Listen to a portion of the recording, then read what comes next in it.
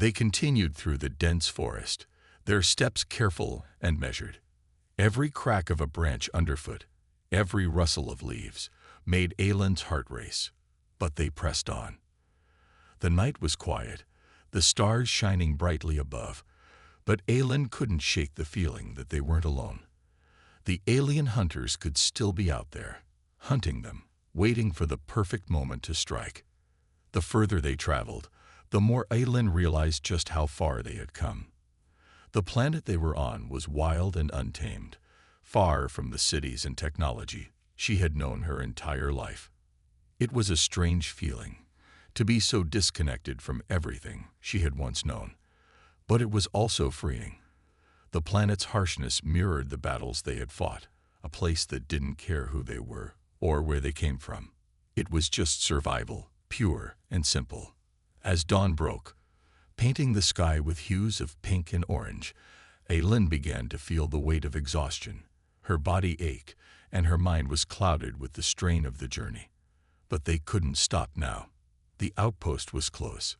She could see the faint outline of a structure on the horizon, a small beacon of hope in the wilderness. When they finally reached the outpost, Aylin almost collapsed from relief. The structure was old, its walls cracked and overgrown with vines, but it was solid. It would provide the shelter they needed. Ethan quickly checked the surroundings, making sure there were no immediate threats before ushering Aylin inside. The interior was dark, dust and cobwebs filling the air, but it was a place to rest. It was a place to breathe. Aylin sank onto the floor, her muscles finally giving in to the exhaustion. Ethan moved quickly, checking the outpost's old supply caches, looking for anything they could use. The building was abandoned, but there were still a few basic supplies. Rations, old medical kits, and some weapons. Nothing fancy, but it was enough to keep them alive for a while.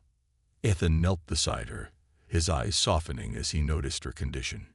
"You need to rest," he said gently. "I'll keep watch."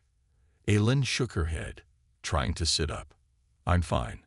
We can't afford to rest for too long." Ethan raised an eyebrow, but didn't argue. He knew she was right. They couldn't let their guard down completely. But he could see the toll the journey had taken on her. She had pushed herself beyond her limits, and he had been there every step of the way, fighting beside her, protecting her. "I'll take the first watch," he said, his voice firm. "You need sleep, just a few hours. We've earned it." Aylin hesitated, but the exhaustion finally caught up with her. Her eyelids grew heavy, and the pain in her side seemed to dull as her body gave in to the much-needed rest. Ethan stood watch, his rifle ready, eyes scanning the surroundings for any sign of danger. Hours passed in a blur. The sun climbed higher in the sky, and Aylin's body slowly began to recover. When she finally awoke, the pain was still there, but it was more manageable. She could think clearly again.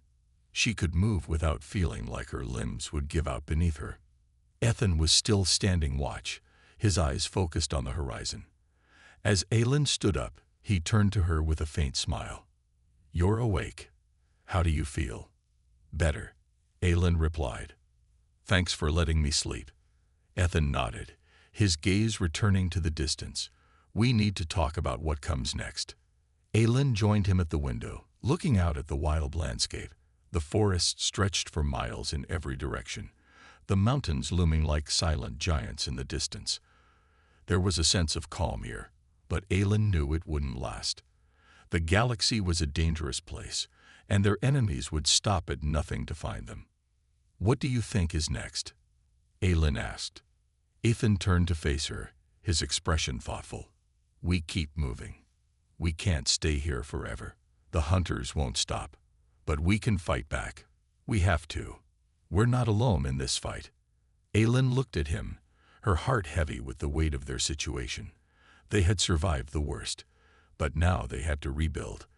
They had to find allies, make new connections, and face whatever threats the galaxy would throw at them. It wouldn't be easy, but she knew one thing: she wasn't alone anymore. "I'm with you," she said, her voice steady. "Whatever comes next, We face it together. A hatch on the ship's side opened, and a figure emerged. The human soldier who stepped out was tall, with short brown hair and a stern expression. His uniform was worn, battle-scarred, and covered in dust. He looked around briefly before spotting Aylin. His face showed no fear, no hesitation. He approached her slowly, his eyes scanning her injuries. Aylin couldn't move, couldn't speak. Her throat was dry, her body too weak to lift even a finger. She felt like a broken animal, stranded in the wild, waiting to be put out of its misery. The human knelt down beside her, his face softening as he noticed the extent of her injuries. He reached out a hand, his voice calm but firm. "Hey, can you hear me?" he asked, his voice rough, but with an odd kindness to it. Aylin stared at him, confused.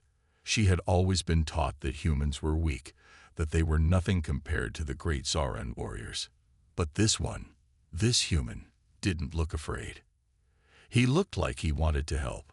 The irony of it made her sick to her stomach. "No," she whispered, barely able to form the word. "You should leave me here. I don't need your help." The human looked at her with something resembling pity, and then he did something she didn't expect. He smiled. "You're not the first alien I've met," he said, his voice surprisingly warm. "I'm not going to leave you here to die." Aylin couldn't believe what she was hearing. For a moment, she just stared at him.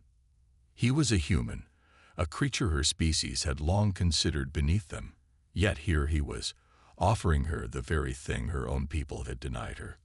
Compassion. Her pride, her ego, the years of indoctrination, all of it fought inside her, but it felt hollow now. What was she really fighting for? She had been abandoned, left to die by her own people.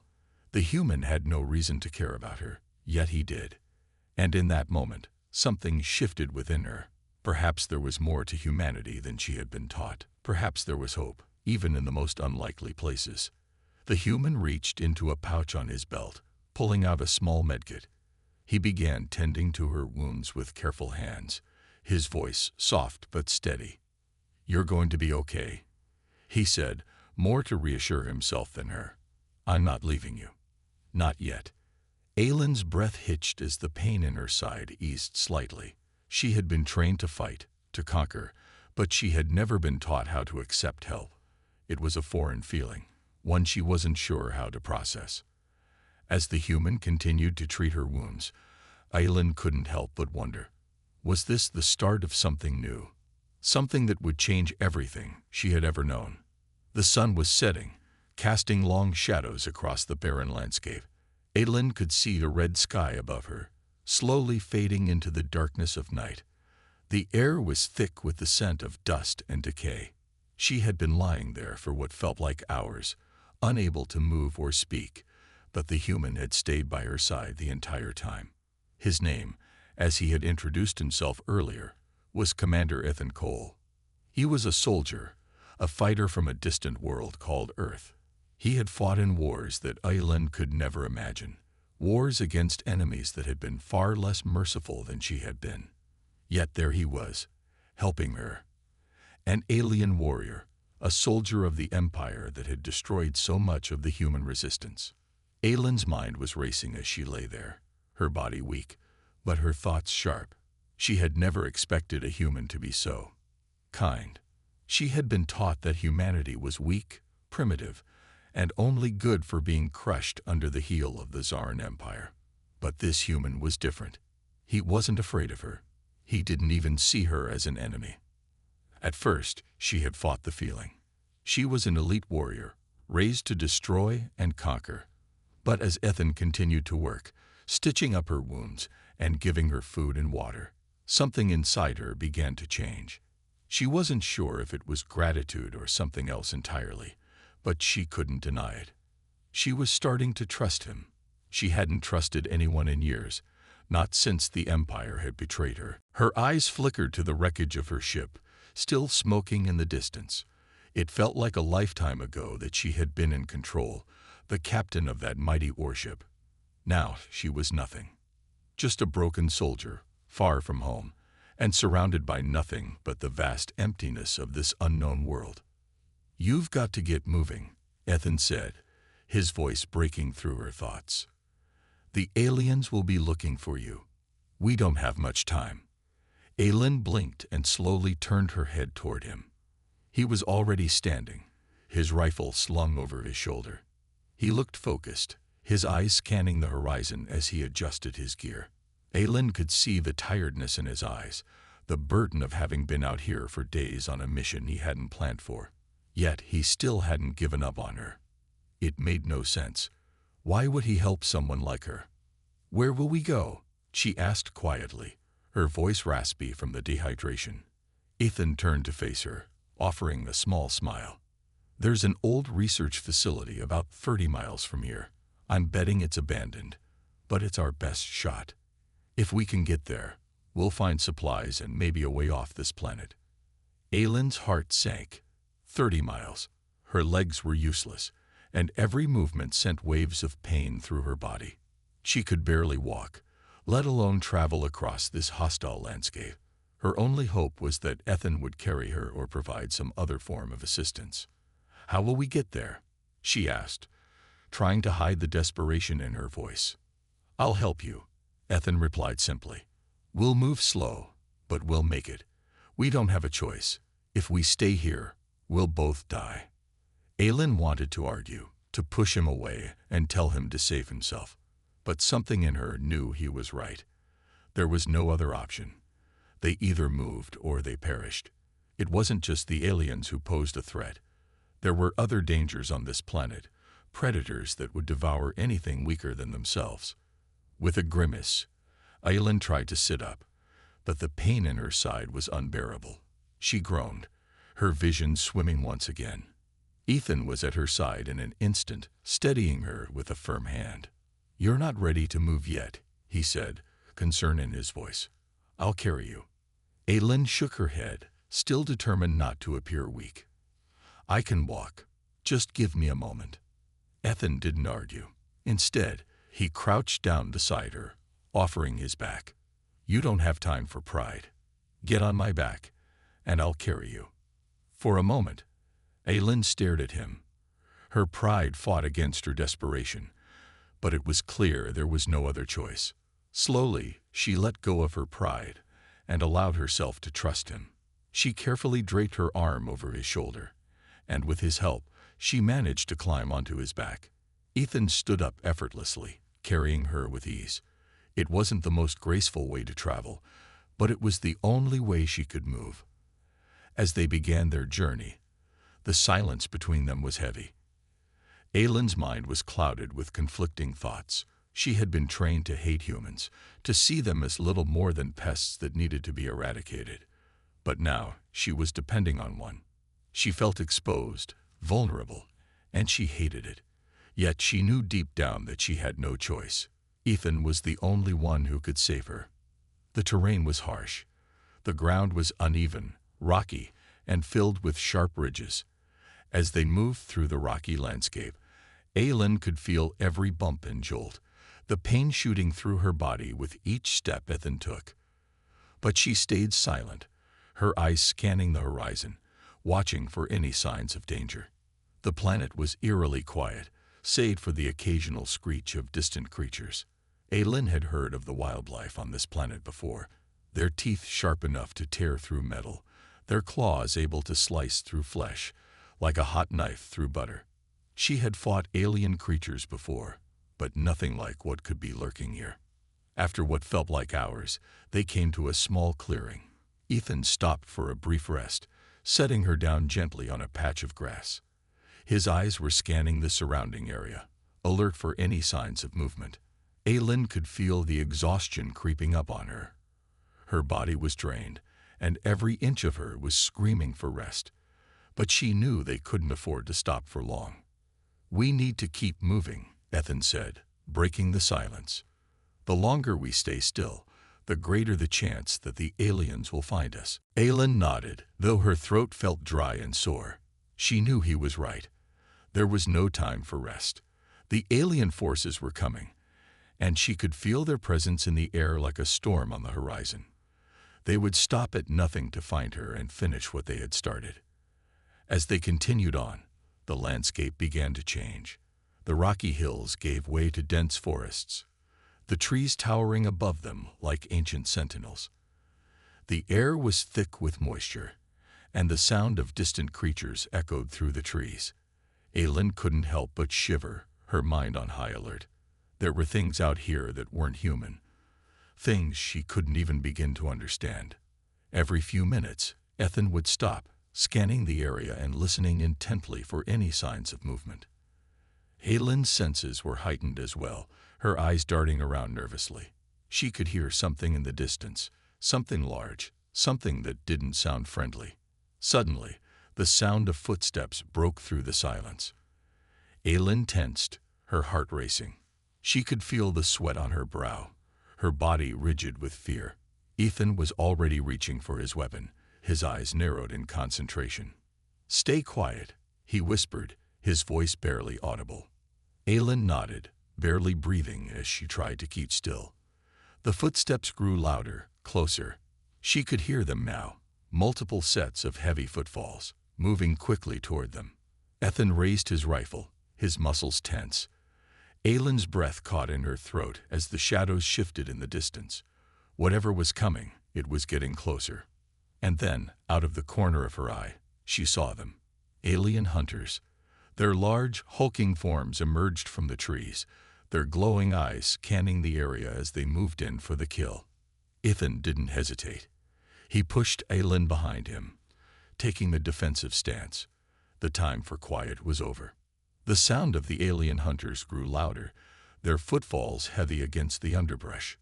The forest around them seemed to hold its breath, the usual hum of insects and animals falling silent, as if everything was aware of the danger closing in. Aylin's heart raced, her body still weak from the crash and injuries. The human soldier, Ethan, was her only hope now. She could feel the weight of his protection around her like an invisible shield. Ethan didn't flinch. His eyes were locked on the approaching hunters, his rifle raised, and his stance steady. Aylin could feel his tension, but there was no fear in his eyes. His determination burned brighter than any fear she had ever seen. For a moment, she wondered what it was like to be so confident, to trust in your strength without a second thought. It was something she had never known, not after being betrayed by her own people, not after everything she had seen and done. But Ethan was different. He wasn't looking at her like she was a defeated enemy, like she was someone to be abandoned. He looked at her as though she mattered, like he was willing to risk everything to keep her safe. The irony of it twisted in her chest. Here she was, an elite warrior of the Zaran Empire, lying broken in the dirt while a human, a creature she had been taught to despise, was willing to fight for her life. "Stay behind me," Ethan whispered, his voice barely audible. "I'll take care of this." Aylin barely had time to nod before the alien hunters broke through the trees. They were massive, towering figures with hunched backs and long, sharp claws. Their faces were twisted, their eyes glowing with an unnatural light. The air around them seemed to hum with an eerie energy. They were predators, ruthless, merciless creatures that thrived on fear. But Ethan didn't hesitate. He fired. The shot rang out, the sound echoing through the trees. One of the hunters staggered, its thick, armored skin barely dented by the blast. It let out an angry screech, its claws slashing through the air in a blur of motion. The other two hunters charged forward, their glowing eyes focused on Ethan as they closed in on their prey. Aylin's breath caught in her throat. She had seen combat before, had been in battles where the odds were stacked against her. But she had never seen anything like this. Ethan was outnumbered, and yet he stood his ground, firing with precision, moving with an unnatural calmness. She could see the way his body moved, every muscle tense but controlled, as though this was a fight he had faced 1,000 times before. "Keep moving," Ethan shouted at her, pulling her from her thoughts. "We need to get to the facility. I can't keep this up forever." Aylin's legs wobbled beneath her, her body screaming for rest, but she knew he was right. The longer they stayed, the more likely the hunters would overwhelm them. With Ethan distracting them, she had a chance to escape, to survive. But she needed to move fast. She pushed herself to her feet, gritting her teeth against the pain. Her legs felt weak, like they were made of rubber, but she managed to stagger behind him, her eyes never leaving the fight. Ethan was holding his ground, his rifle blazing in the dim light of the forest, but the hunters were closing in. Aylin could see the fury in their eyes, the hunger for blood. Suddenly, one of the hunters lunged at Ethan, its claws aiming straight for his throat. Aylin's heart stopped, and without thinking, she dove toward him, throwing herself into the path of the creature. "No!" she screamed as she collided with the hunter, knocking it off course. Her body slammed against the creature's thick, armored skin, but it was enough to give Ethan a moment to recover. He fired again, this time hitting the hunter directly in the chest. The creature screeched in pain and collapsed to the ground, its life fading. Aylin lay on the ground, her breath ragged, her chest heaving. The impact had taken everything out of her, but she didn't care. She had just saved Ethan's life. And in doing so, something inside her had shifted. She had felt something she hadn't felt in years, a sense of connection. She wasn't just fighting for survival anymore. She was fighting for something more. Ethan reached out, his hand shaking slightly as he helped her to her feet. "You didn't have to do that," he said, his voice full of concern. "You're hurt, Aylin. You could have." "I couldn't let you die," she interrupted, her voice low but firm. She looked into his eyes, seeing the surprise there, but also something else. Respect. The same respect she had once earned from her fellow Zarin soldiers, but never expected from a human. Ethan didn't respond. Instead, he simply nodded, his expression softening. He wasn't a hero. He wasn't some great warrior, but in that moment, Aylin realized he was something far more important. He was a person, someone who cared, and that made him more powerful than anything she had ever known.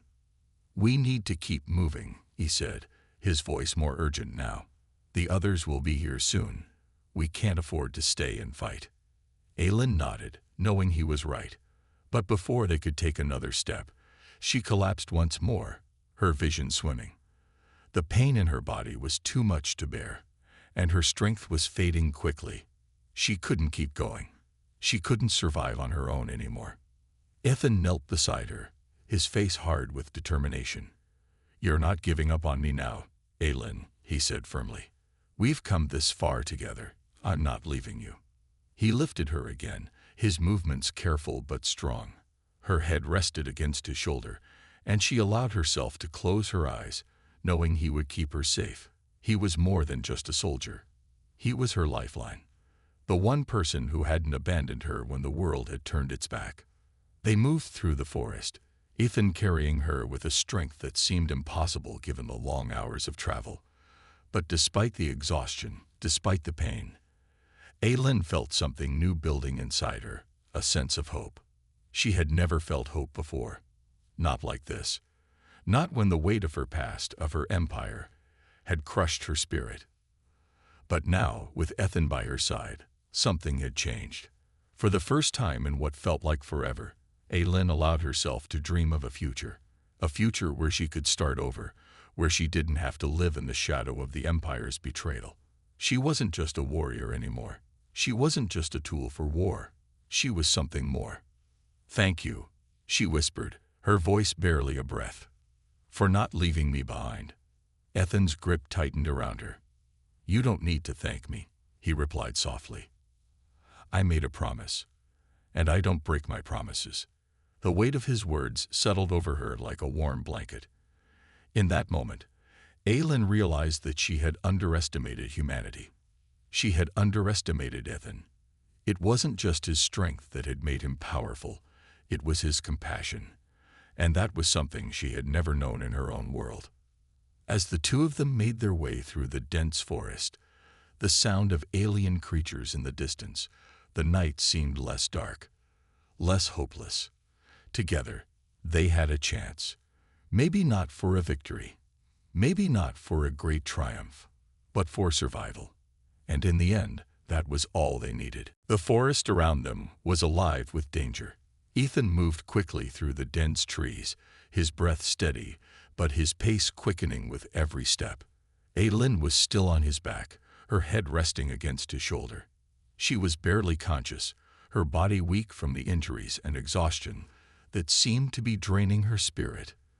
The pain was unbearable, but she knew they had to keep moving. There was no other choice.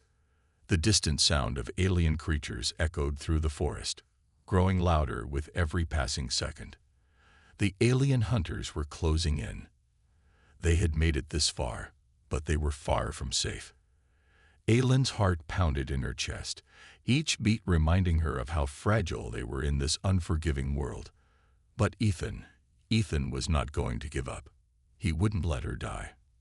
She could feel the weight of his determination, the way his muscles strained with every step. He wasn't just carrying her. He was carrying the weight of their survival. Aylin had never felt so vulnerable in her life, but there was something about Ethan's strength, something about his unwavering commitment to her, that made her feel alive. Not like she was just a soldier, a weapon to be used and discarded, but as a person who mattered. "I'm not leaving you behind," Ethan muttered under his breath, his voice steady. "Not now. Not ever." Aylin wanted to say something, wanted to thank him for all he had done, but words felt useless. She wasn't sure if she had any left. Instead, she clung to him, her fingers gripping the fabric of his uniform, as if that simple action could somehow hold them together, could stop the world from falling apart. Suddenly, Ethan stopped, his body going rigid as he listened to the sounds of the forest. The hunters were close now, their heavy footfalls vibrating through the ground. The air was thick with tension, and Aylin could feel every nerve in her body screaming for her to run, to escape. But she couldn't. Not like this. Not with the way her body was falling apart. Ethan turned to her, his expression determined, but there was a flicker of concern in his eyes. "I need you to stay awake. We're almost there. Just a little longer, Aylin." Aylin tried to nod, but the darkness was pulling at her, tempting her to slip into unconsciousness. She had to stay awake. She had to help. But her body felt so weak, so drained. She wasn't sure how much longer she could hold on. Suddenly, a loud crack split the air, followed by a shrill screech that sent chills down Aylin's spine. The alien hunters had found them. They were close. Too close. Ethan's eyes snapped to the direction of the sound, and without a second thought, he started running again, his pace faster than ever before. The trees blurred by them as they sprinted through the forest, the sound of their pursuers echoing behind them. Aylin could feel the sharp pain in her side, but she ignored it, forcing herself to stay conscious. Every step Ethan took seemed like an eternity, but he kept moving, faster, harder, as if his very life depended on it. And in a way it did. The research facility was just ahead, its old, crumbling walls barely visible in the dim light. It was their only hope. They had to make it there. Ethan's eyes were fixed on the building in the distance, but even as he pushed forward, Aylin could hear the sounds of their pursuers closing in. The hunters were faster, stronger, and they were relentless. But Ethan wouldn't stop. He couldn't stop. Not while Aylin was depending on him. "Hold on," Ethan said between heavy breaths, his voice strained. "We're almost there." The sight of the facility gave Aylin a surge of hope. It was old, run down, and likely abandoned, but it was their best chance at survival. They had to get inside, find shelter, and regroup. But as they neared the entrance, Aylin saw something that made her heart sink. The doors were locked. The facility had been closed off long ago, and no one had been here for years. Ethan cursed under his breath, his grip tightening around her as he tried to figure out a way to get inside. "Can you open it?" Aylin asked weakly, her voice barely above a whisper. Ethan paused, his eyes scanning the old control panel next to the door. "I can try, but I don't know how long it will take. Stay with me." Aylin didn't have the strength to argue. She could barely keep her eyes open, but she trusted him. She had to. Ethan wasn't just a soldier, he was her lifeline. And in that moment, as she felt the pull of unconsciousness, she realized that she cared about him in a way she hadn't cared about anyone in a long time. He had become more than just a protector. He had become someone she could rely on. Someone she could, maybe even call a friend. Ethan's fingers flew across the panel, his mind working quickly to find a way in. The sound of the hunter's screeches was growing louder, closer. They were almost here. Aylin could feel her heart racing, her breath coming in short gasps. They didn't have much time. Finally, with a sharp click, the doors creaked open. Ethan wasted no time. He pulled her inside, slamming the door behind them and locking it with a loud snap. They were safe. For now. But Aylin couldn't relax. She could feel the weight of their situation pressing in on her. The hunters were still out there. They would find a way in. And when they did, they wouldn't stop until they had finished what they had started. Ethan knew it too. His expression was grim as he scanned the room, his rifle still gripped tightly in his hands. "We need to find weapons," Ethan said, his voice low. "And we need to fortify this place. It's only a matter of time before they break in." Aylin nodded, her mind working despite the fog of exhaustion clouding her thoughts. They had to fight. They had no other choice. The hunters were too dangerous, too strong. If they didn't defend themselves, they would be killed, and she wasn't ready to die yet. Not after everything they had been through. Ethan moved quickly, his eyes scanning the old research facility for anything useful. Aylin stayed close behind him, her body barely able to keep up with him, but she pushed through the pain. She had to. There was no room for weakness here. Not anymore. They found an old storage room, its shelves lined with dusty crates and rusty equipment. Ethan opened one of the crates, pulling out a few weapons, but nothing that would help them against the alien hunters. He cursed under his breath, his eyes narrowing as he searched through the shelves. "We need something more powerful," he muttered, frustration building in his voice. "These weapons won't do." Aylin's mind was racing, trying to think of a way out. They couldn't fight the hunters on their own. They didn't have enough firepower, but she had seen their technology. She had seen their weapons. And there was one thing she knew they couldn't afford to miss: an old experimental energy weapon that had been developed long before the Zarin Empire's downfall. "Over there," she said, her voice faint but clear. "In the far corner. There's something. It's our only chance."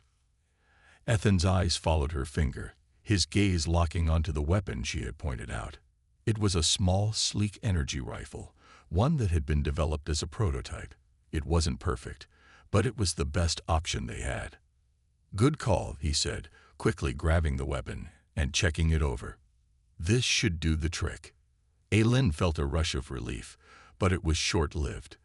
The sound of the alien hunter's screeches was growing louder outside the facility. They were getting closer. Aylin's stomach twisted in fear. They had no time to waste. "We need to be ready," Ethan said, his voice hardening with resolve. "We fight, or we die. There's no other choice." Aylin nodded, her mind clear for the first time in what felt like forever. She wasn't just going to survive. She was going to fight. And she would fight with Ethan. Together, they would face whatever came next. Together, they would escape. The room was eerily quiet, the only sound the faint hum of the energy weapon in Ethan's hands. Sweat trickled down his face, his eyes never leaving the entrance. Aylin sat against the wall, her injuries still aching, but her resolve was clearer than ever. She knew this was it, the moment that would decide everything. There would be no more running, no more hiding. The alien hunters were closing in, and there was nowhere left to escape.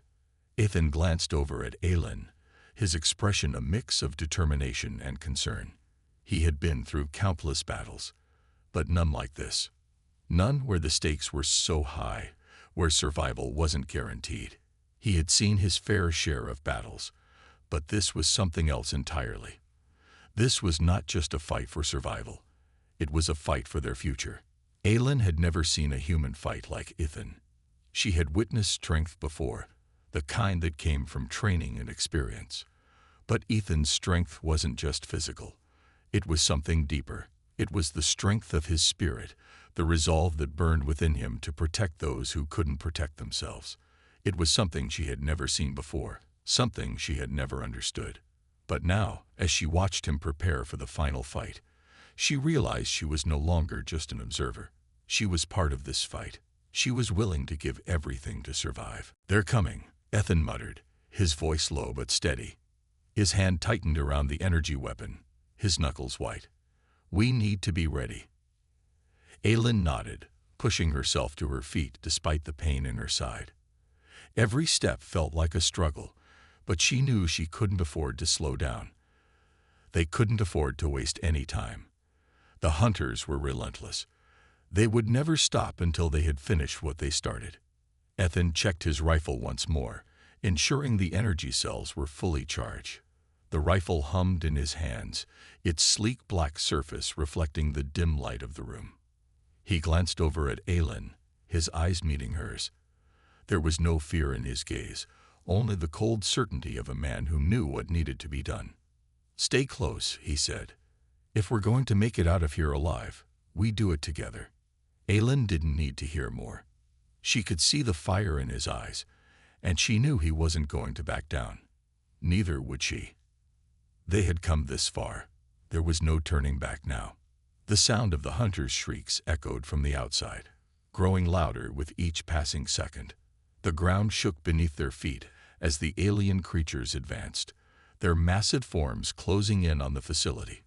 Aylin could hear their guttural growls, their claws scraping against the ground, getting closer and closer.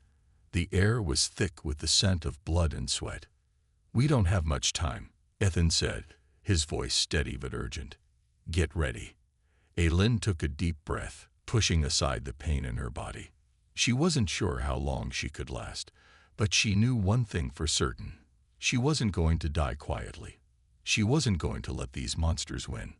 The doors of the facility burst open with a loud crash, and the alien hunters poured in, their glowing eyes fixed on their prey. They were faster than anything Aylin had ever seen, their powerful legs propelling them forward with incredible speed. But Ethan was ready. The first hunter lunged, its claws slashing through the air. But Ethan was quicker. He fired, the shot hitting the creature square in the chest. The hunter staggered, screeching in pain, but it didn't stop. It kept coming. "Move," Ethan shouted to Aylin, his voice sharp. He grabbed her arm and pulled her to the side as the second hunter charged. The creature's claws scraped against the walls, leaving deep gashes in the metal.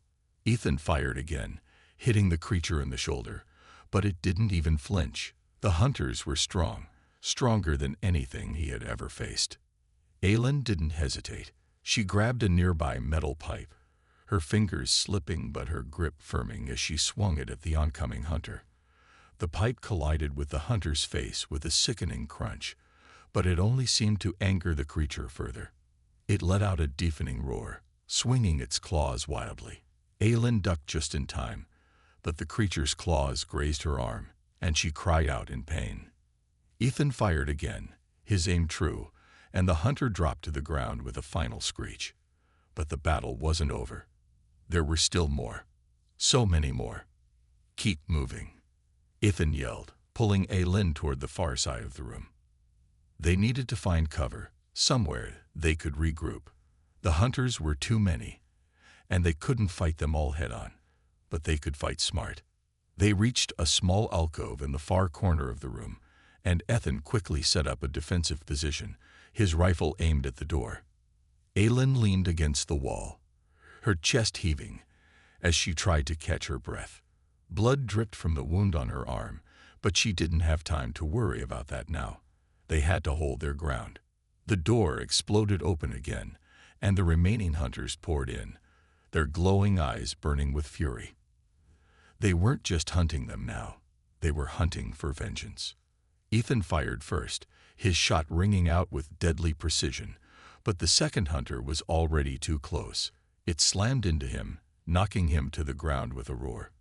Aylin watched in horror as the creature's claws came down, aiming for Ethan's throat. Without thinking, she grabbed the energy rifle and fired. The blast hit the hunter square in the chest, and the creature let out a final screech before collapsing in a heap. But the other hunters weren't far behind.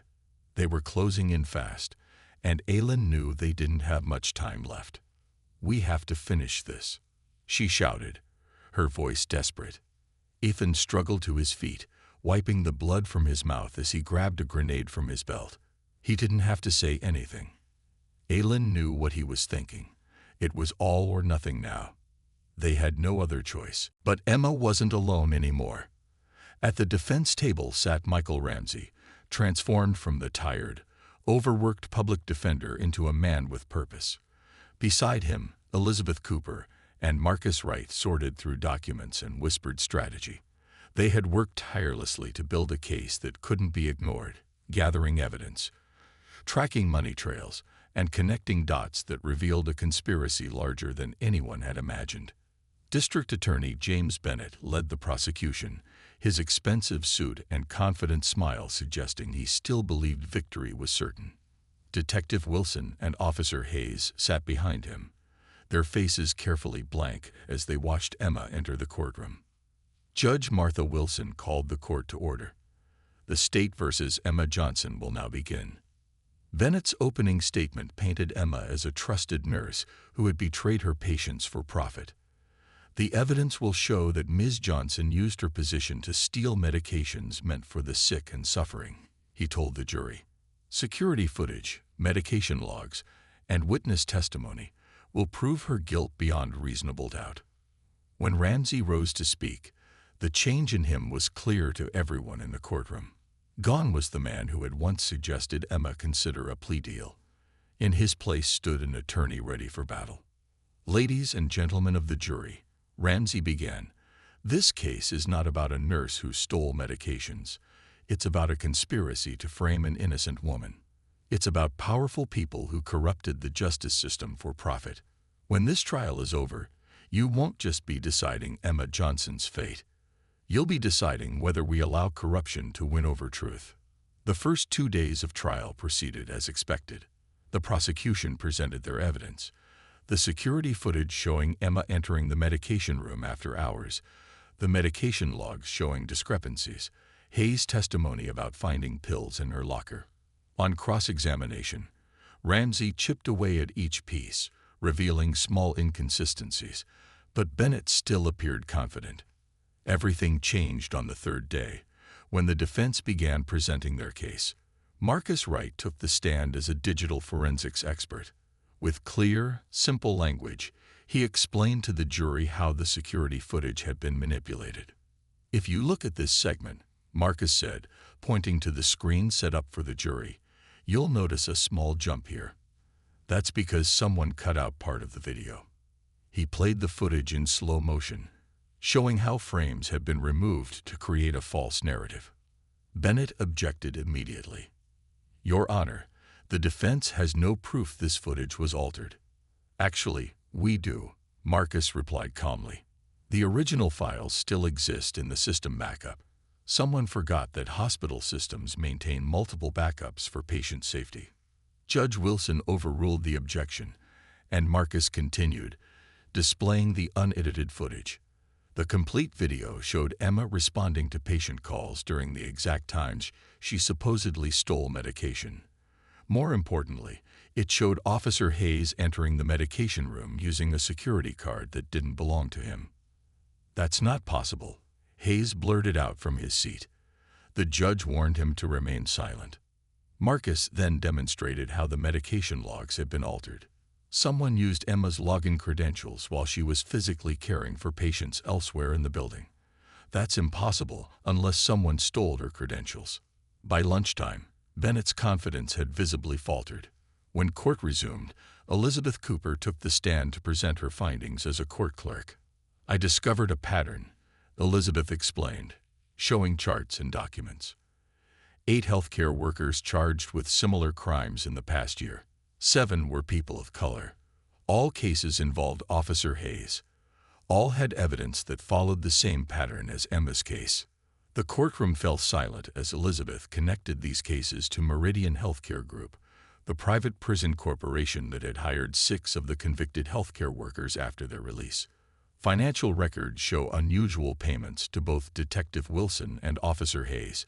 Elizabeth continued, her voice steady despite Bennett's repeated objections. These payments were routed through shell companies owned by Safeguard Security, which is a subsidiary of Meridian Healthcare Group. Bennett rose again. Your Honor, this is pure speculation. There's no evidence linking these payments to any wrongdoing related to Ms. Johnson's case. Actually, Ramsey countered, we have emails. He introduced communications between William Parker and Meridian executives discussing their recruitment strategy and creating opportunities through legal challenges. We need to tell Emma, Elizabeth said. She needs to know what she's up against. The next day, Ramsey visited Emma in jail. She looked thinner than before, with dark circles under her eyes, but there was still fight left in her. As Ramsey explained what they had discovered, Emma's expression shifted from shock to anger. So this wasn't random, she said. They targeted me because I'm a black nurse with good credentials, someone they could frame and then exploit. Yes, Ramsey nodded. And you're not the only one. There are others, Emma. At least 8 that we know of. Emma's hands trembled slightly. Those poor people, forced to work in prison hospitals after being wrongfully convicted. The strategy seems to be especially focused on minorities, Ramsey added reluctantly. 7 out of 8 of their targets were people of color. Emma wasn't surprised. We're more vulnerable in the system, less likely to be believed, more likely to take plea deals because we know the odds are stacked against us. Ramsey leaned forward. Bennett's office sent over another plea offer this morning. 3 years instead of 5. They're getting nervous. Emma's jaw tightened. I won't confess to something I didn't do, she insisted, even if it means facing 20 years if we lose. Are you sure? Ramsey asked. This is a serious conspiracy we're up against. They have money and power and connections. The trial will be hard. I'm sure, Emma said firmly. This isn't just about me anymore. It's about all the others they've done this to. Someone has to stand up and say no. Ramsey felt a surge of admiration for his client. Despite everything she had endured, Emma Johnson was still thinking of others. Okay then, we fight. Back at Marcus's office, the team was growing. 2 more former court clerks had joined Elizabeth in reviewing case files. A nurse who had worked with Emma at Boston Memorial was secretly copying hospital records that might help their case. A journalist friend of Marcus's was quietly investigating Meridian's business practices. We need to be careful, Marcus warned them all. These people have already shown they're willing to break the law.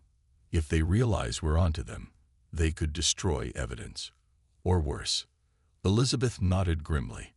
We should make copies of everything. Keep them in different locations. The gravity of the situation wasn't lost on any of them. They were up against powerful people who had corrupted the very systems meant to provide justice. If they failed, Emma would spend years in prison.